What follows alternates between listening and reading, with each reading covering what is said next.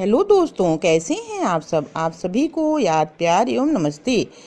दोस्तों, आज आप इस वीडियो में सांख्य दर्शन, उसके प्रणेता एवं सांख्य के अर्थ के विषय में जानेंगे।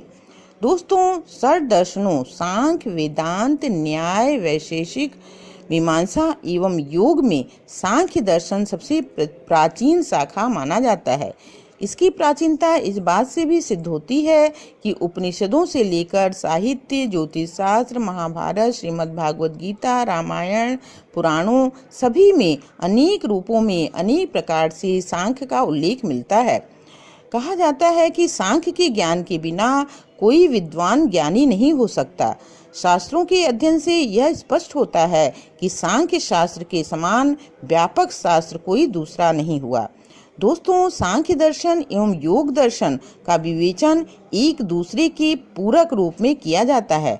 जहाँ सांख्य दर्शन में तत्व चिंतन है, वहीं योग दर्शन में लक्ष्य प्राप्ति के लिए साधन का मार्ग प्रदर्शित किया गया है।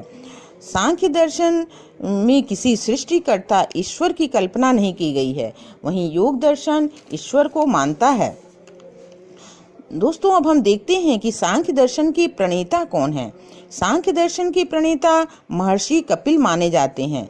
उनके संबंध में प्रामाणिक रूप से कुछ कहना कठिन है। कुछ लोगों ने कपिल को ब्रह्मा का पुत्र, कुछ लोगों ने विष्णु का अवतार तथा कुछ लोगों ने अग्नि का अवतार माना है। वास्तविकता जो भी हो दोस्तों, लेकिन यह तो मानना ही पड़ेगा कि कपिल एक विशिष्ट व्यक्ति थे जिन्होंने सांख्य दर्शन का प्रणयन किया। इस तरह सांख्य दर्शन का आधार कपिल द्वारा निर्मित सांख्य सूत्र ही कहा है। महर्षि कपिल ने परम तत्व की जिज्ञासा करने वाले अपने प्रिय शिष्य आसुरी को सांख्य दर्शन के तत्वों का उपदेश दिया था।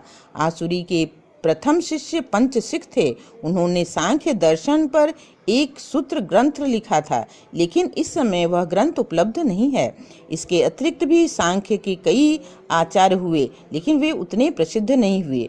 सबसे ज्यादा प्रसिद्ध ईश्वर कृष्ण ही हुए। उन्होंने सांख्य दर्शन पर सांख्य कारिका नाम का ग्रंथ लिखा। यह ग्रंथ आज भी आदरणीय है, जिसको पढ़कर सांख्य दर्शन का पारंपरिक ज्ञान प्राप्त होता है।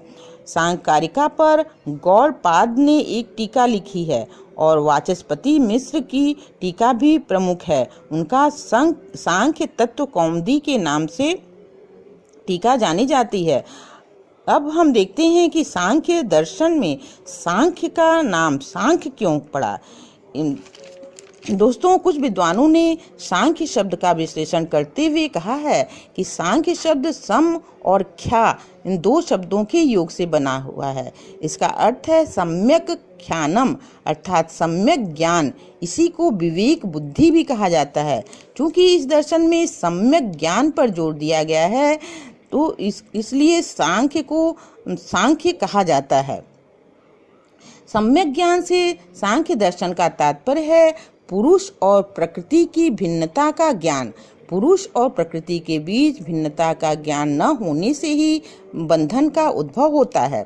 सांख्य का मानना है कि आत्मा अविद्या से आच्छादित होने के कारण ही बंधन में है। अविद्या के कारण ही आत्मा को अपने स्वरूप का ज्ञान नहीं होता, और स्वरूप के ज्ञान के बिना दुख की निवृत्ति भी नहीं हो सकती। अतः अविद्या से आत्मा को पृथक करना आवश्यक होता है। सांख्य दर्शन द्वैतवाद का समर्थक है। यह दो चरम सत्ता प्रकृति और पुरुष को मानता है।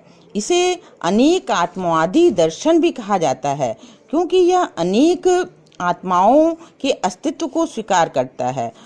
उसका मानना है कि प्रत्येक जीव की पृथक पृथक आत्मा है।